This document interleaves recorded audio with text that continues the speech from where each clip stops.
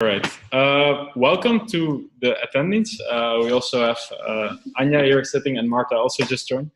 And welcome Dror to this webinar. You'll be giving us some insights today.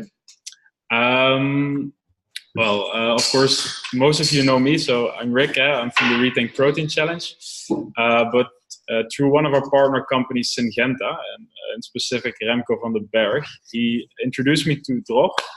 Dror Tamir, who is now currently on the webinar, and he was interested in our challenge, and he wanted to share his knowledge about protein transition, and in specific about his company, Hargol Food Tech, about which he will tell a great deal more coming. We are really thankful for him for doing this. I think it's a nice opportunity for all of you to ask some questions. So as you can see right now, there's also a chat box. Make use of it. Dror will first tell his story about his entrepreneurship and about his company, and afterwards he will be able to answer your questions you might have. So Dror, I would like for you to take the floor and tell us a little bit about yourself and about your company. Thank you, Rick. So good afternoon, everyone. My name is Dror Tamir. I'm speaking to you now from Israel. I'm based in Pardes Chana, which is a city on the beach, almost on the beach of the Mediterranean between Tel Aviv and Haifa. And we operate Hargol in northern Israel, but I will get to that. I'm the co-founder and CEO of Hargol Food Tech, and we are the first in the world to grow grasshoppers on commercial scale.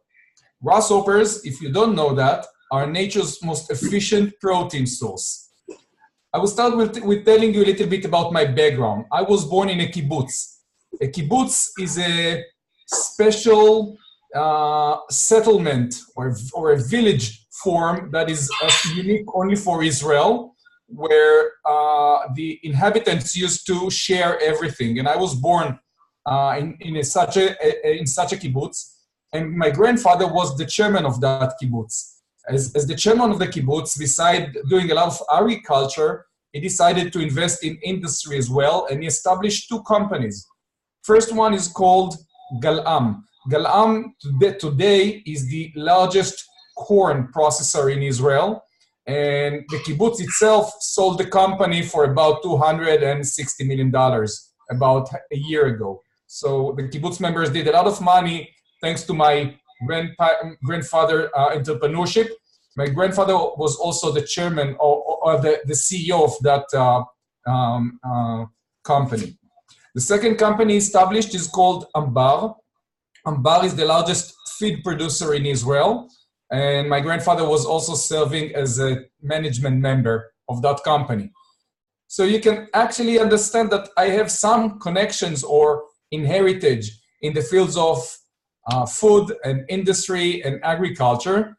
However, the inner passion I have for those fields, I give credit mainly to my grandmother. My grandmother was the cook of the kibbutz, and when I was really young, she used to drag me very early in the morning to the kitchen to crack eggs and make omelets and schnitzel for everyone.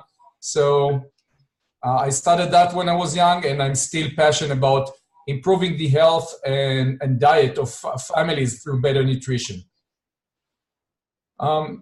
Let's talk about why grasshoppers. I guess you all know about the demand for protein that is expected to double over the coming decades, mainly due to increase in world population and change in eating habits. It's mainly the Asian and African markets, I would say, copying the eating habits we have in the developed world and consuming more protein. And you also know that existing protein sources are reaching their limitations. We can talk about animal-based protein that is harmful to the environment, and we can talk about plant-based protein that requires heavy processing, is not as healthy as we need it to be. So you can all understand that the demand for high-quality alternative protein will skyrocket over the coming years. However, the new sources that are being discussed have their own set of limitations. Few examples: algae. You probably heard about spirulina as a source of protein. First, it suffers from distinct taste and flavor, and second, it requires heavy processing which makes it unhealthy, the same as plant-based. And third, it is much more expensive to produce. Just to give you numbers, it would be a few tens of times more expensive than soy. So that's not a real solution to feed the world. And another alternative is cultured meat, but this industry is still years away from becoming really commercially viable. And what we have around us that is available are insects. And I would go back again to the kibbutz as a young boy. My grandparents used to tell me stories from the 1950s. At that point of time, Israel suffered from locust swarm. That was the desert locust flying in from Africa and Asia and eating all of the crops. So every time they had a swarm of locusts coming in, they used to run to the fields to make as much noise as possible and try to scare the grasshoppers away.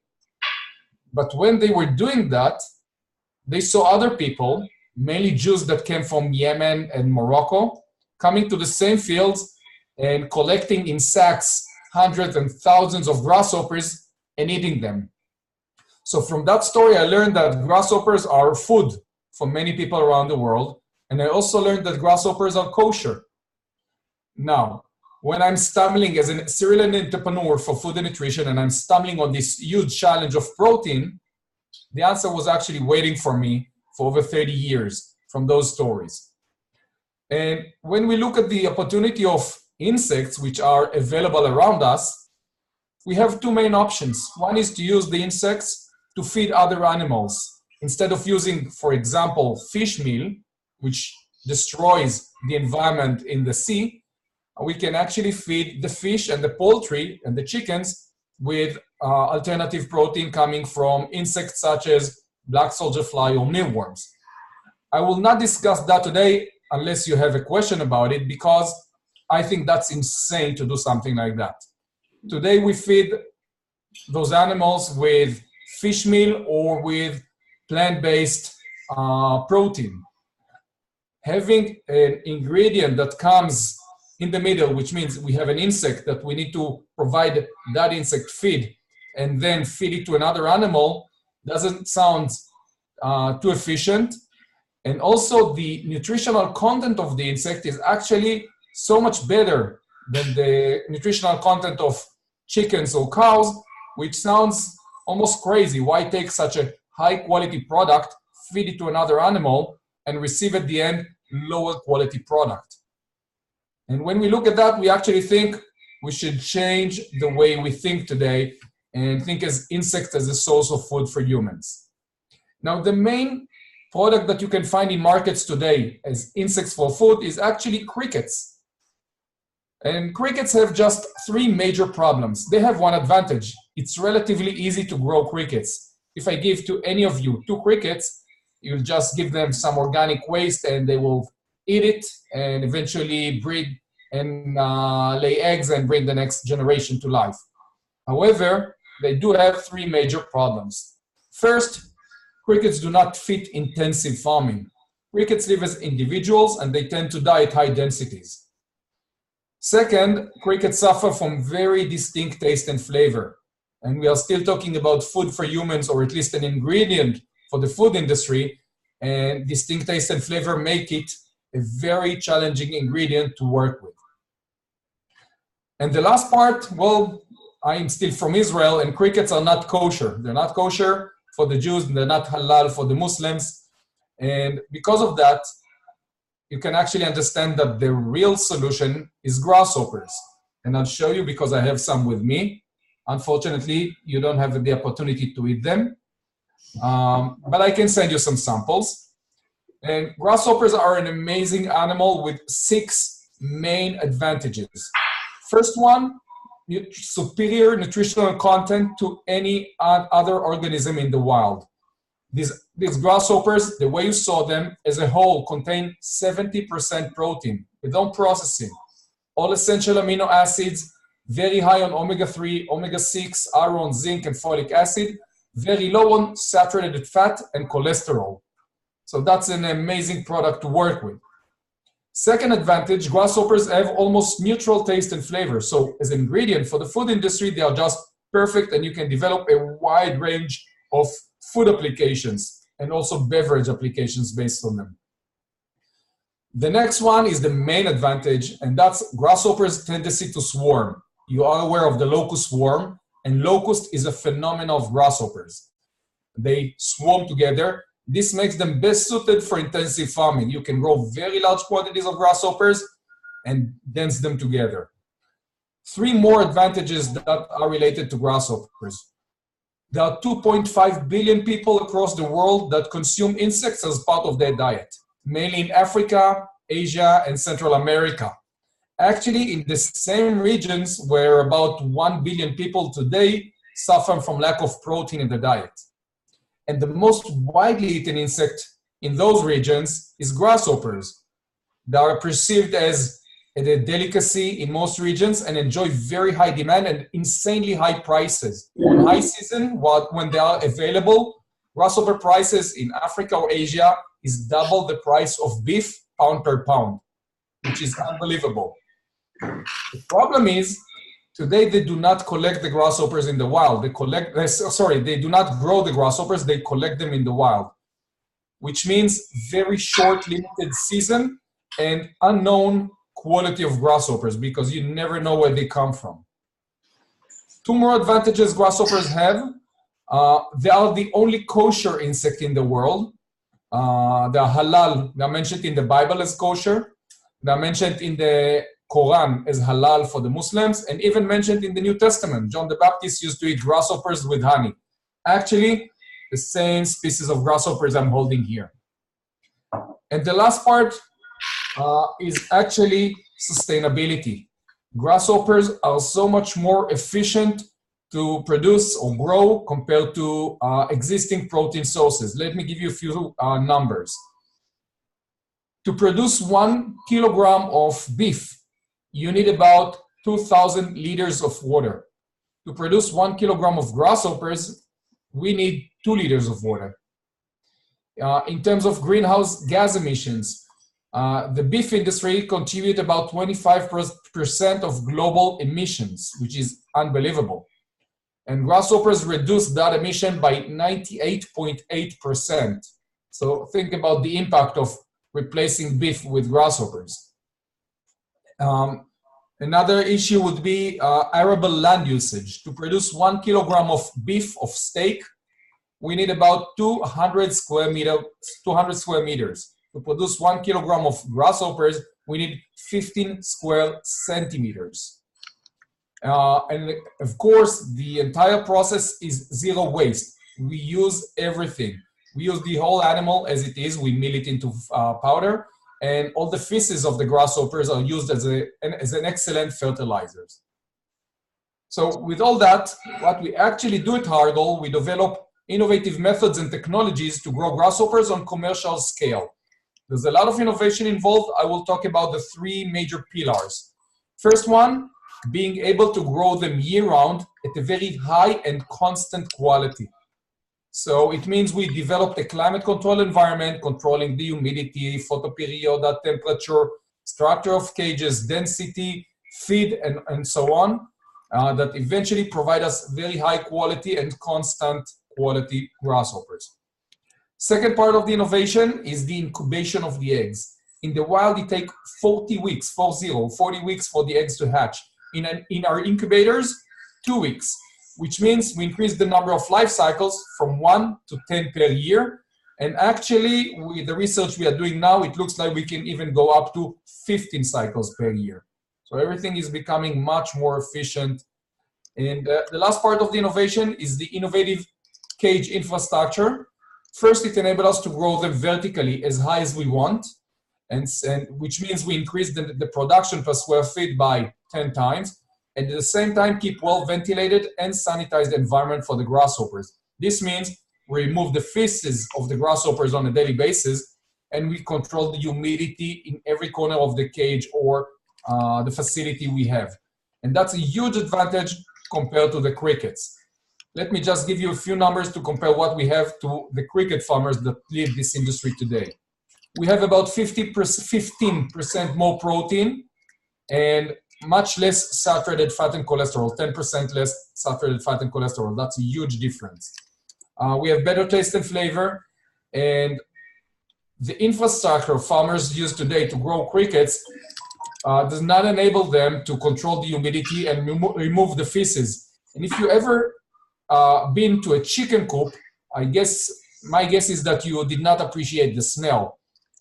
Cricket farms, the smell is much worse. And that's the result of unremoved feces and uncontrolled humidity. If you go into our farms, it smells like a nice greenhouse. That's the food of the grasshoppers. The market opportunity that we see is huge. 5 years ago, the insect protein market in Europe or the US was zero. Last year, it reached $100 million in each region in Europe and the US, and it is expected to reach $1 billion in each of the regions within 5 years. Actually, the way we see the market right now, the way we see the demand, the market could grow much, much faster. The problem is not the demand. The problem is the supply. And cricket farms, because of the reasons I mentioned earlier, tend to lose crops every so often, and they cannot keep up with the demand. And with the technology and the animals we have, we found a solution. And for us, it's time to scale up fast and fill that gap in the market. When we started 5 years ago, most of the reactions were, yuck, you are disgusting, you are weird, you are strange. This is a little bit way off. When we talk to investors, they said, this is not my field of investment. And that made everything really hard for us because as an entrepreneur, you do need some money to get you moving. And our strategy was to get as much traction from the market, get as much traction from international media, and to be recognized as an innovative startup, and eventually educate the market, the investors, the potential partners, that we have something exciting. And for the last 3 years, we've been over 300 times on international media, on all the leading financial media channels, such as the Wall Street Journal, New York Times, Forbes, The Economist, and many more. We also participated in a wide range of innovation competitions. And it's not easy, at least 5 years ago or 3 years ago, to compete with a food tech startup, because innovation usually is about applications and medical devices and not about food tech. But from one competition to another, we improved our story. And eventually, not only we started qualifying to the finals, we even started winning competitions. And today, we won 11 international competitions. I think the largest one was Get in the Ring, that is financed by the Holland government. The finals 2 years ago were held in Singapore with 10,000 startups from over 100 countries, and we took first place in that competition with the Israeli Grasshoppers. So it really worked for us, besides the fact that we generated over $500,000 in cash prizes, which is always good for the company. And the last part in our strategy is strategic partnerships. From day one, we started working with leading food producers because the way we see it, the greatest challenge selling the ingredient or the product in the US and European market is about educating the market. And that's a too big challenge for a small startup. So for us, it was about strategic partnerships, holding pilots and joint ventures with leading food producers to develop a wide range of food products, launch them in the market, and use the power of these large traditional food companies to generate the required marketing and educate the market. A few examples of what we do. We work with Nestle on developing porridge made of grasshopper protein. With Frutarom, that is owned by US IFF, we develop alternative meats. Alternative meats. With Nuva, owned by Chinese Bright Food, we develop sports protein powders. We also have pilot for chocolate and waffles and pretzels and gummy bears and a wide range of exciting food products. Right now, we are selling in two main markets, the US market and the European markets.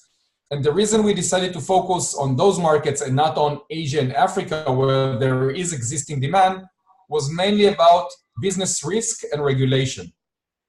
In order to sell in Africa or Asia, they usually eat the insects whole and fresh, which means you have one option, establishing a local farm. And for a small startup, establishing a local farm in Africa or Asia, that's a huge risk and a huge challenge.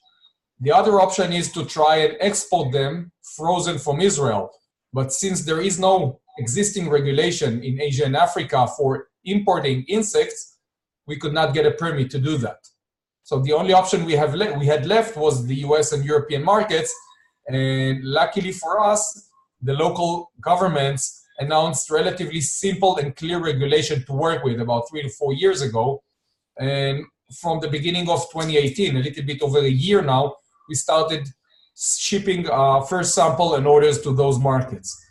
What amazed us was two things. First was the size of the demand, which was about 50 to 60 times higher than our production capacity.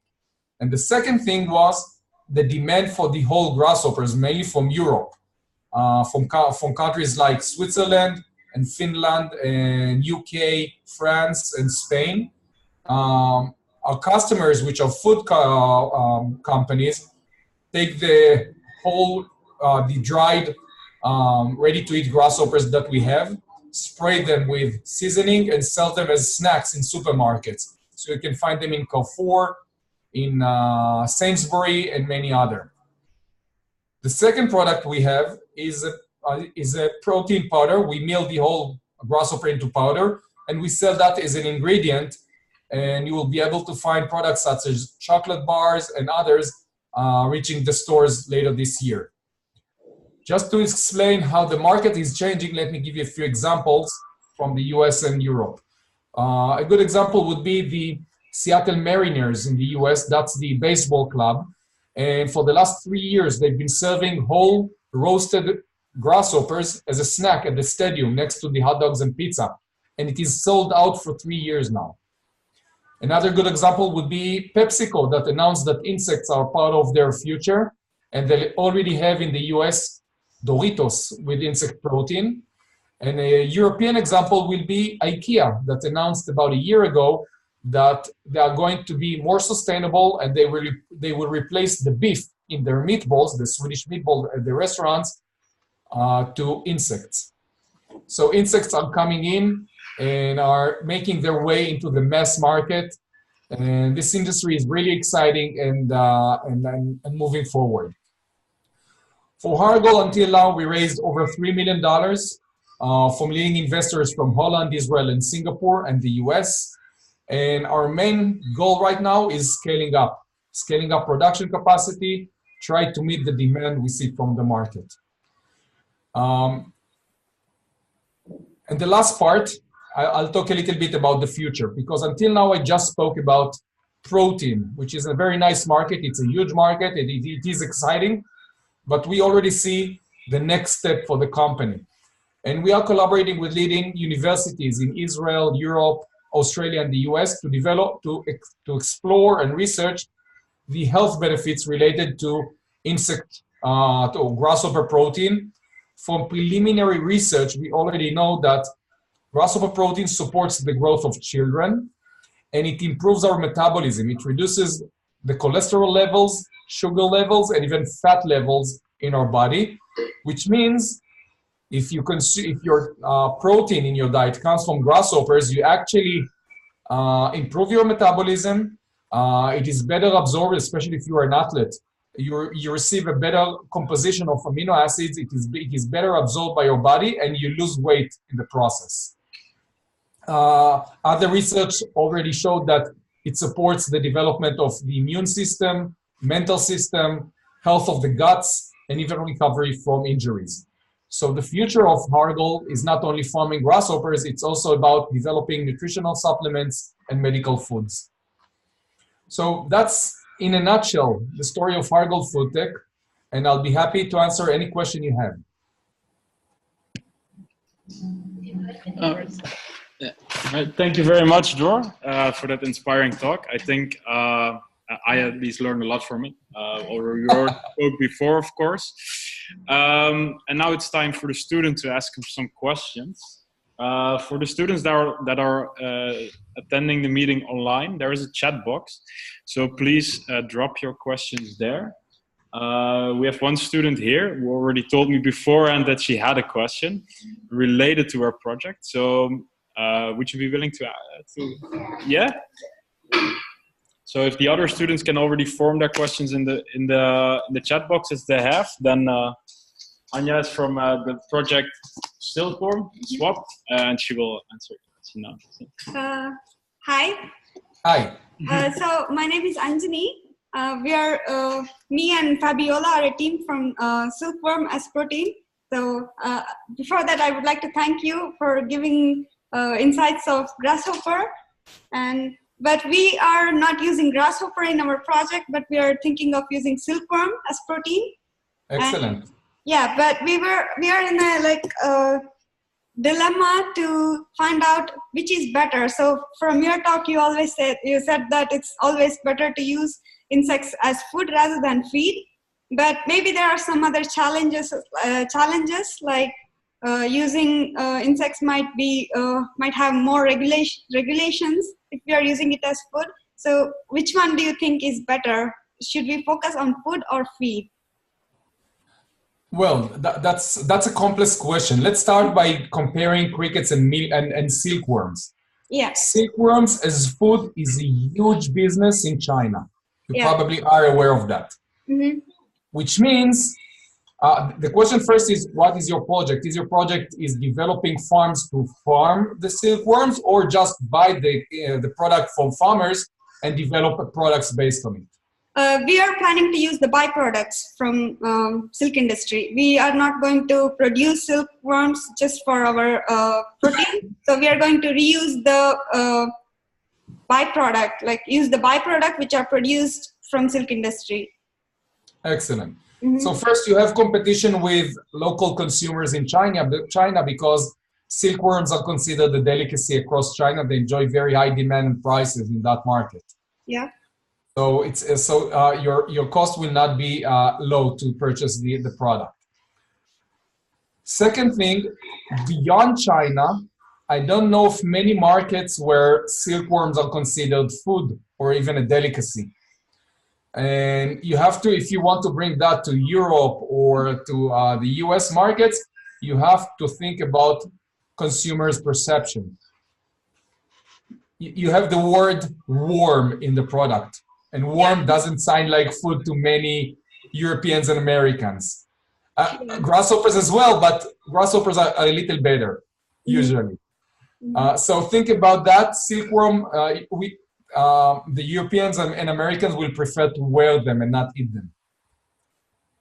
Yeah, but so that would be one thing. Second thing, check the nutritional content of silkworms. They use the larva or the pupa stage, which usually have much higher fat content. Yeah. So when you have very high fat content, you have to have more processing. This means you have to separate the fat and the protein, which increases your costs. Yeah, but we already did this processing, like we have our pilot prototype. So with this, we could do it much easily. It wasn't that difficult for us. So we need to think, if we want to do it in a large scale, maybe this can be a point. Think about the cost. It's not a complicated process, but there is cost related to it. Yeah, but one more advantage is we are having this cost, but we also get this powder and the fat. The fat we get from the silkworm is also like highly valuable, and this also has like huge market. So I don't think cost will be a problem here.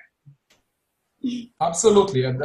You can sell both products. Now the question is how much you can get for the product. If you sell it as animal feed, you are competing with alternatives such as fish meal and soy. So you can get about 1.5 to maybe 3 euros per kilogram.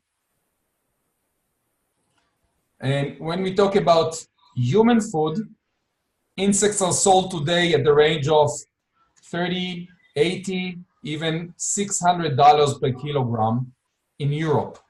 Okay. So you can actually enjoy insects as food, you can enjoy much higher prices, much higher margins.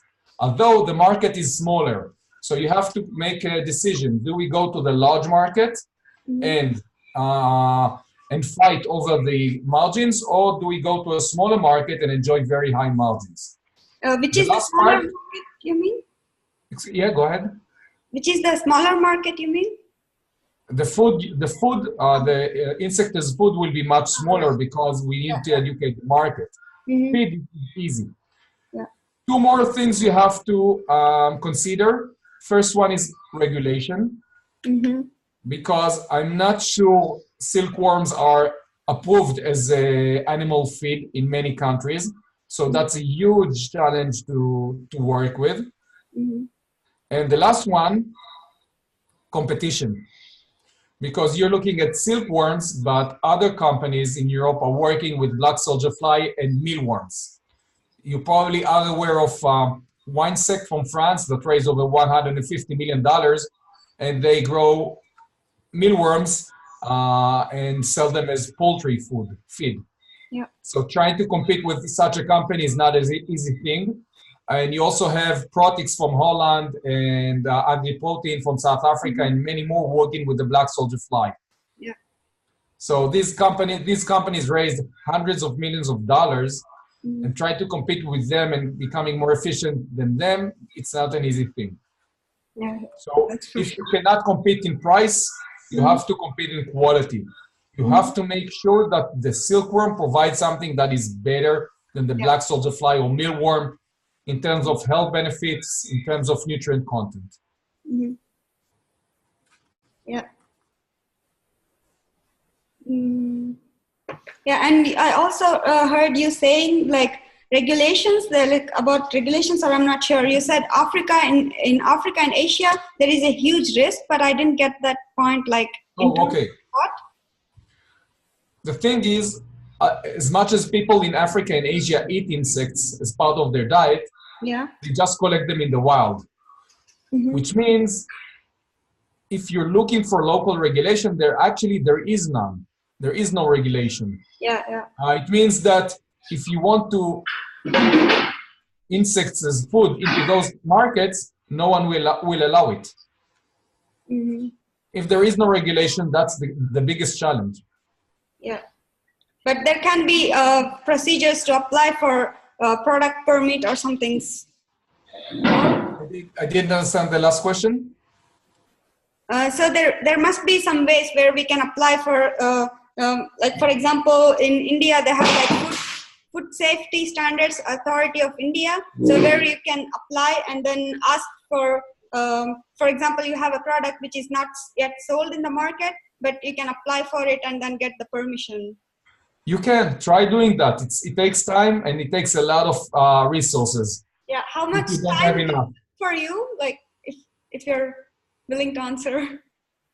I must say, we made a decision to focus on markets where it will be easy for us to play and compete. Regulation is a big issue. Just as an example, we have permits to sell in most of the countries in Europe, in the US and Australia. We don't have a permit to sell grasshoppers in Israel yet. Oh, okay. We have a permit to grow them. We have kosher permits, but the Ministry of Health in Israel is working for over a year now on approving grasshoppers as food in Israel. So developing new regulation takes so much time and you invest a lot of your resources in it. So think about that. Developing new regulation is not easy. Yeah, sure. Yeah, you have enough challenges in your project. Don't try to add more. Don't try. No, we will try for sure. Yeah, thank you so much. If I have any question, I will contact later. Absolutely, sure. Yeah, thanks. All right, so thank you for answering, Dror. We have another question here from Tim, who joined a little later, but he also has a question for you. Hello, nice to meet you. Hi. Am I visible? Yeah.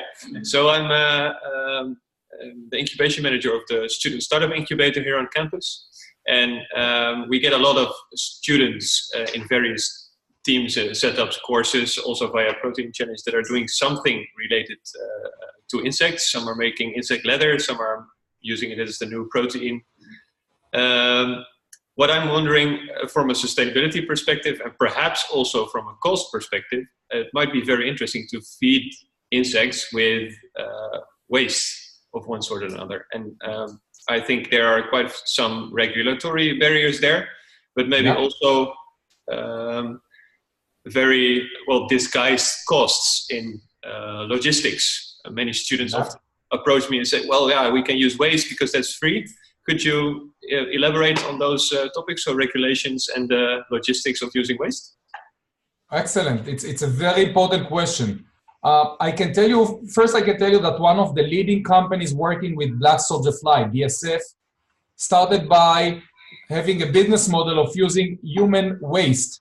And when I'm talking about human waste, I'm talking about human feces.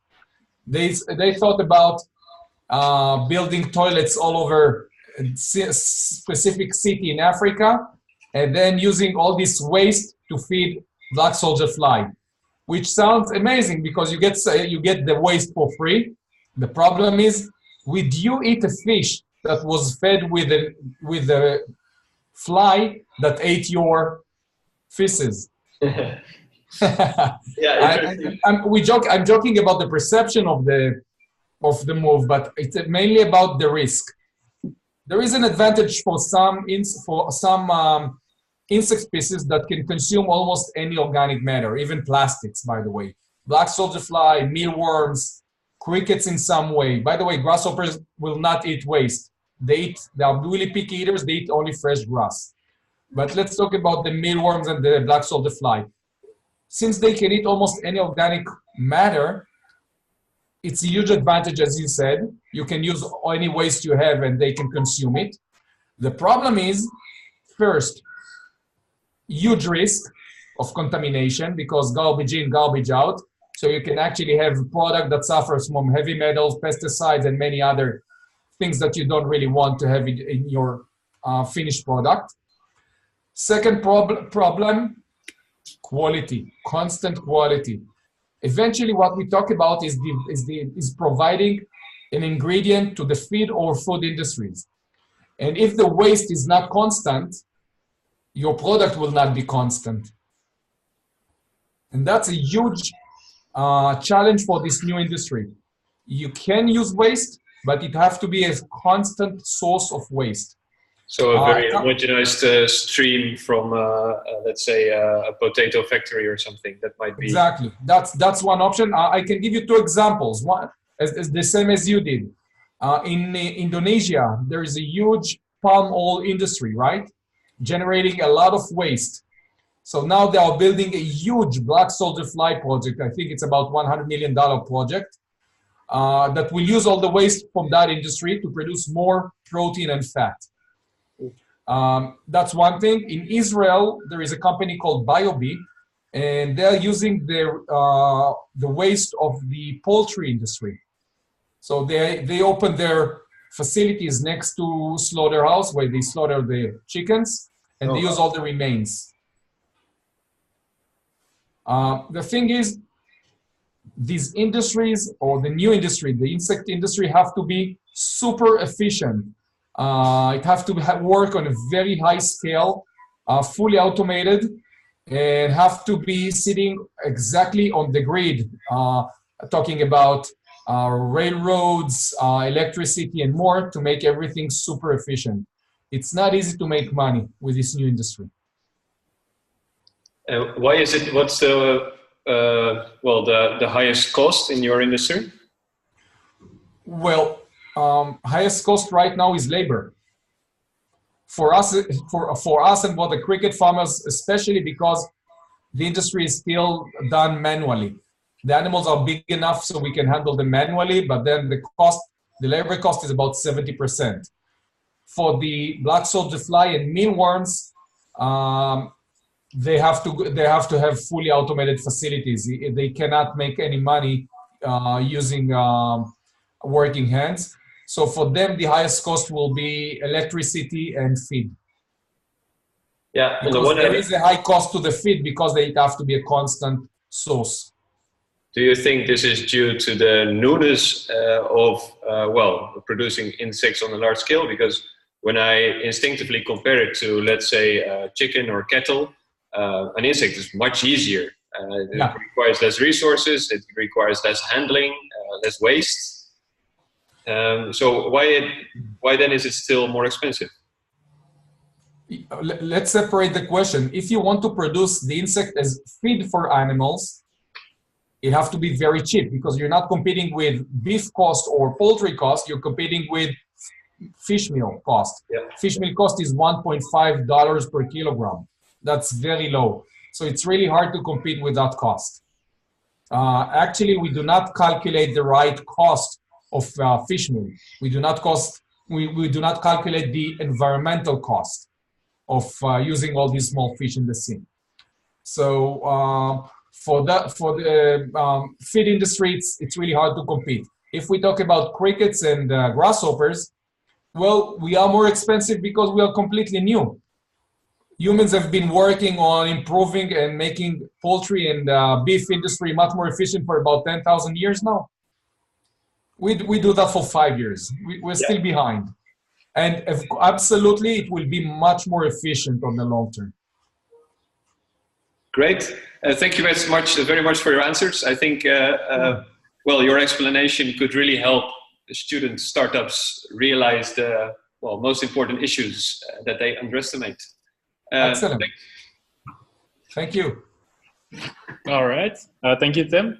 So I believe now in the chat, you can also read them, right? Dror? Yeah. There are 2 questions, one from Abdul and one from Gope. So there are a few more questions from Edgar, I see.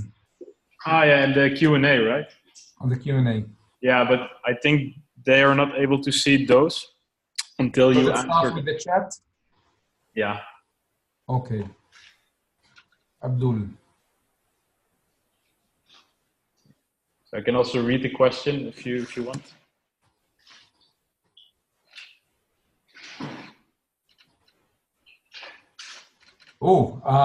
That's a complicated question from Abdul. The question is, as an entrepreneur, how we can initially run the trials with public and overcome the food regulation in this period. Well, when you are an entrepreneur, when you're just starting, my guess is that Abdul is asking about how we can check the perception of the public for crickets or grasshoppers as food. Mm-hmm. That is my guess. That is the question. If you grow them locally, I think you have enough friends and family that will be willing to try your product, and you can check that with them while you're still developing the regulation. Regulation depends where you are located, but in many countries, if you are growing the grasshoppers or the crickets locally, you have no problem of selling them, or at least having people trying them. Yeah. You know, you're an entrepreneur. If you'll try to face all the challenges you have from day one, you won't be able to move forward. So my 2 cents advice is grow the insects, take them to your friend, and let them eat them. Yeah. Don't think about the regulation. True. Yeah, I'm not sure they will thank you, but you'll get some answers. True. I think that's good advice, and not try to do everything at once, because then, some things get lost in the process. And I think being an absolutely, it took us over 2 years to get the first permit. Yeah. If we would have waited for the permit, that would be the end of the company. So we had to move forward and do whatever we can. Perfect. All right. So, and then there's a question from Gope, which is actually about grasshoppers. So I think you should be able to answer. He's asking about the environment for the grasshoppers, humidity, temperature. Is it possible to farm everywhere and energy intensive? Well, you can guess that the answer for that question would be that's part of our trade secrets. We develop protocols for the humidity, temperature, photoperiod, and many others. So we do not share those figures. However, the technology we developed enable us to grow grasshoppers wherever we want. We can grow them on the North Pole. Everything is closed for the grasshoppers. It's high season every day. Okay, that sounds good. And it is energy intensive, especially if you need to heat or cool the grasshoppers, or if you need to control the humidity. So it is energy intensive. So, but the thing is, when you develop such a business, you can't think only about the animals. You also have to think about the feed for the animals, because the feed is also something that you need to grow year round, probably in a closed environment. And the feed have other requirements. So you have to do some kind of matching between the two environments. There is no optimal place for such a farm. This is what I'm saying. Okay, all right. I think that's a clear answer. So then there is one question from Gijs as well, which is...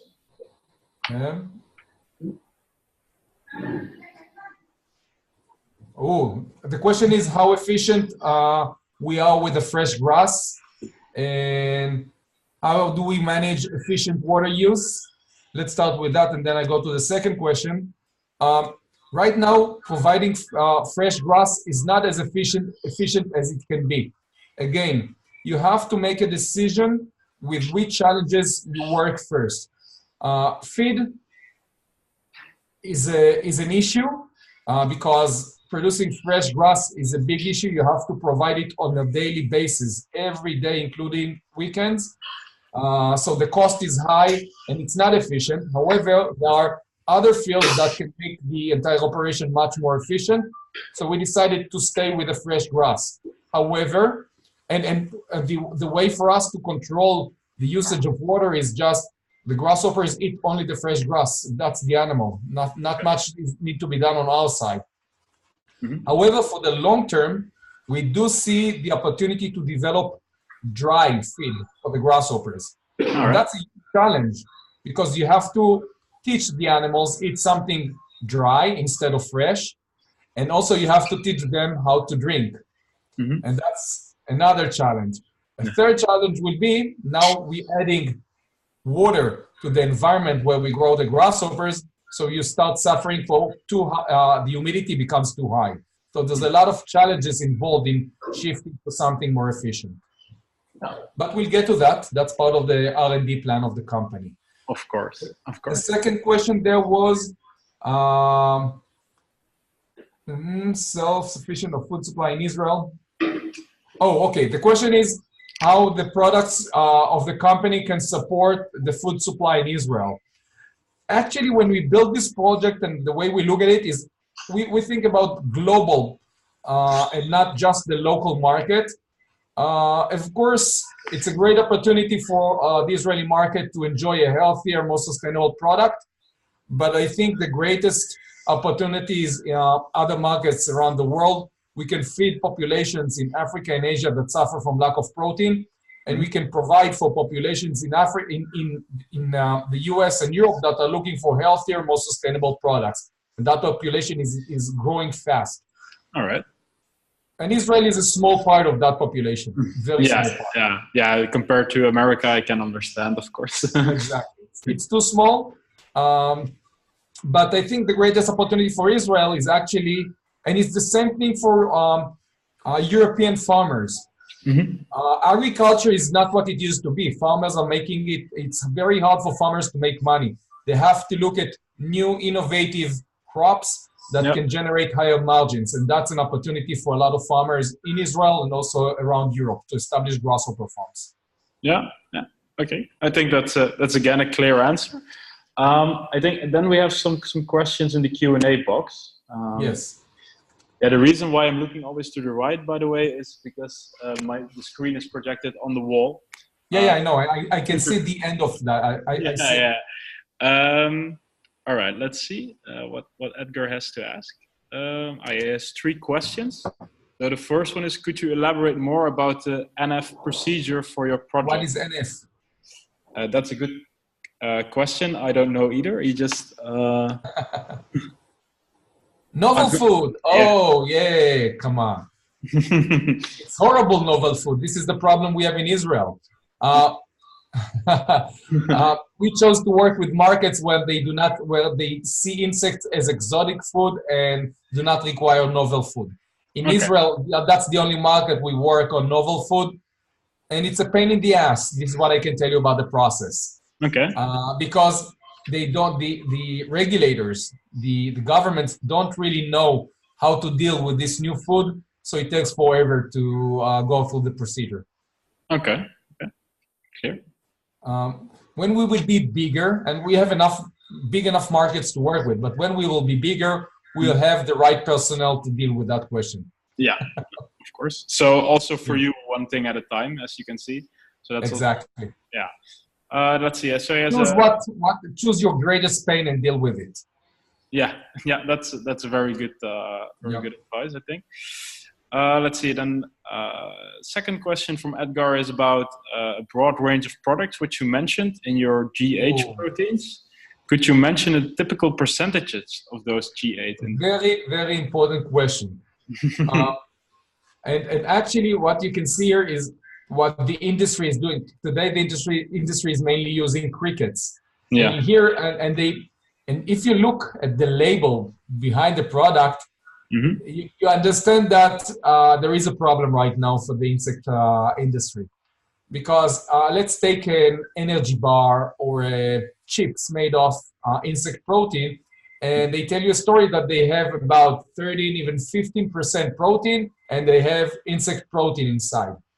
So they do not have 13 or 15% insect protein inside. Because of the high cost, relatively high cost of insect protein today, it's only about 3 to 5%, even 3 to 4% insect protein. The rest of the protein, which is about 11, 12%, comes from mainly plant-based, soy and others. So that's the way they pass that. Another example would be in Denmark, a company launched bread with cricket protein inside. They always tell a story that there are 70 crickets in each loaf of bread. Which sounds a lot. However, an average cricket is about 0.25 grams when it's fresh. When you dry it, you lose 70%, so you're left with less than 0.05. Double that by 70, you're around 1-2 grams of protein from cricket in a single loaf. That's not a lot. No, not true. So that's what the industry is doing right now. For us, we do not like these games of hiding the numbers. And the main product that is selling right now is the snacks of the whole grasshoppers, and that's almost 100% grasshoppers. Look at that. That's more than the 70% of crickets. Of course. Exactly, 100% grasshoppers, and you have 70% protein inside. Perfect. All right, and the last question from Edgar is, what's your current selling price of your GH proteins? Very high. We have an amazing opportunity here right now because we are the first in the market. The demand is about 50, 60 times higher than our production capacity. So we can ask for whatever price we want. I can tell you there are 2 small companies offering grasshoppers in the market. Prices of around $600 per kilogram, even $1,000 per kilogram. So we made a decision to sell around $120. Okay. Yeah, that's interesting. I can tell you that when we mentioned that number, not a single customer ever negotiated, which means we're not asking for the right number yet. We can ask much more. Yeah, that's true. But that's a very, very high number. For us, the goal is within 2 to 3 years to drop that cost by 80% at least. All right. Oh, that's also. And that will make the product, and at the same time, we will scale up, and that will make the ingredient mass market ingredient. Yeah, I can imagine. Let me give you a quick calculation. Is it more expensive or cheaper? Is it cheaper or more expensive than beef? $120 per kilogram. When you buy 1 kilogram of beef today, steak, filet, you pay around 25 euros, I would say. Yeah, somewhat like, it depends. How much protein do you have inside? 70% is water. Okay. Right? That's an animal. So you're left with 300 grams. of which you have 30% protein, if it's a very clean meat. 30% protein. So you buy actually 100 grams of protein for 25 euros. Yeah. Let's go back to our product. Let's say it's 100 euros. You buy 70% protein. That's the powder. So you buy 700 grams of protein for 100 euros, which is more expensive if you buy the protein. Even today, ours is much cheaper today. Yeah, I think that's also in line with what we try to achieve with our challenge, of course, right? So we're trying to rethink protein, and it's also in the mind of the consumers that we have to rethink the way we think about protein. I think that's a very good explanation of how we have to think about proteins, not because we like something. Yeah. And you can even take it to the next level, which means show them how much is actually being digested and absorbed by the body. Yeah. Because we got 100 grams, but most of it will not be absorbed by your body. Yeah. So you're actually eating much less. You're paying much more for the protein you actually consume. Yeah, true. So the gap is even bigger for the grasshoppers today. Yeah. All right. Let's see. Yeah, I think Edgar asked just one question about Europe and novel food. There is no European Union regulation, so in each country it's different. Some require novel food, some don't. Okay, clear. All right. I have one final question for you. First of all, of course, I want to thank you for a nice presentation and answering all the questions of the students. I think it's really helpful. We also recorded it and we'll send it to the other students who were not able to see it or be live here with us. If you would summarize your entrepreneurship road or career so far, which 2 or 3 tips, like the big tips, would you like to give to students which are now at the start of their entrepreneurship road and are perhaps just stepping in the car and getting along, and you already, of course, are far up on the head? Which 2 or 3 main tips would you like to give them, Dror? Sure. Well, first one is be passionate about what you're doing. You have to bring your passion into what you're doing because it's not going to be easy. True. So you need that passion to carry you through the bad days, and every day is bad. It's not always happy. That would be one. Second thing, you won't be able to understand all the challenges you are about to face from day one. Yeah. You will meet them along the path you're going. And that's a good thing, by the way, because if you knew about all the challenges, you probably will not start what you're doing. Yeah, that's true. So it's a good thing you don't know it. But it will be hard. It will be really hard. A lot of challenges on a daily basis. You will be hit many times from every direction. And I'm trying to actually say that being an entrepreneur is being alone. Don't count on others that will support you. Usually you'll be alone. No one will support you. No one will believe in you. And you have to keep on walking until you convince the entire surrounding that you're doing something amazing. Yeah. And the last thing, about 15 years ago, I became an entrepreneur. Before that, I was working for corporates. And I can't say that my life is easier now. It's actually much harder. But I wouldn't change that for any price. Yeah. So if this is something that is moving you and making you get up in the morning with a smile, don't go work for corporates. It will kill you.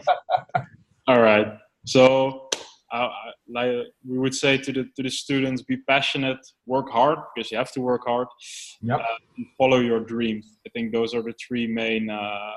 and count on yourself. Yeah, exactly. Try to surround yourself with intelligent people that will help you, but count on yourself. Exactly. All right. Dror, thank you very much again for your time and for your wise tips and tricks. I'm sure the students will use them along the way. They'll be filling in their business plans. Sunday is the last day they can hand it in. So these tips will surely give them the last push to complete it. Thank you very much from me and Marta. We really appreciate this, and we hope the students also appreciate it, but I'm really sure of that. Yeah, and just once again, a big thank you from us. One question for you: if students come up with questions to us later, would it be okay for you if we set them through to you and bring them into contact? Absolutely. Yeah? Sure, absolutely. Yeah. Okay, perfect. So that's also for the students. If you have a question for Dror, please email us at info@rethinkprotein.nl, and we'll make sure to get you into contact with Dror so he can answer your questions. All right. Thank you very much, students and Dror.